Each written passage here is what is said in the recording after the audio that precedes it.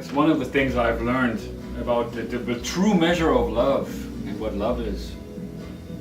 After having been with somebody for, well, quite a long time, 4 months is quite a long time. It was like a blessing in life.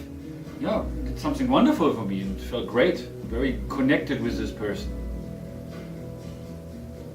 But then all of a sudden, a couple of weeks ago, she decided this is not working for her anymore, and she didn't even give me an opportunity to talk to her about what's going on. And so I felt very hurt at the beginning, very angry at what happened. I put a post out on Facebook. You can also look me up. Anyway, I got a response from an amazing person in Hawaii. He was a coach over there. And the first thing she said is that love is native to our being. Very true. When you are in love with a man or a woman, the love you feel does not come from him or her. It is the love flowing from your own heart. To have a sacred relationship, that's how it started. And that's actually, I used that as a note and I put that on my Facebook profile.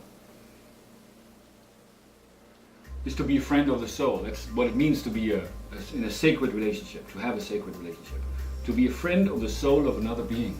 And then this is really the important one, what she says here. By contrast, what much of the world currently calls intimate relationships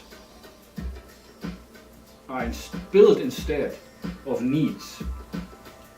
They are built on efforts to heal part of the self through the agency of another person. It's a process. In the process, the other becomes a vehicle for working out personal difficulties.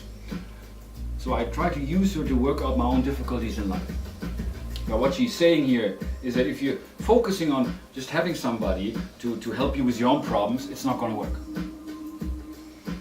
And I have to be honest enough that this is kind of how I looked at that.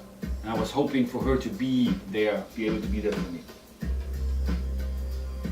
Then she continues to say, though there is nothing intrinsically wrong with this way of relating, which is a stage in the development of awareness of the younger spiritual self.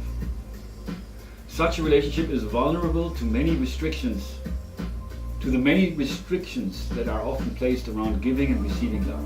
She said in her relationship, what you come to find, for me it wasn't really letting go, rather me choosing what I desired. And because I desired a partner who wanted a sacred relationship and was willing to let go of past fear, which is also something that I want and I need. I mean, if there's fear, how can there be love? I talked about that before many times. But then she said, I choose to move forward without this person.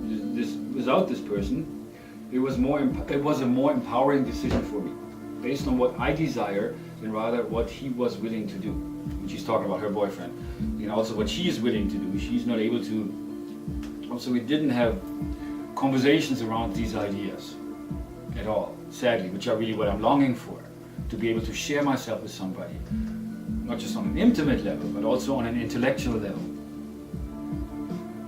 And this reminds me again more of what I desire, what's good for me, what I need.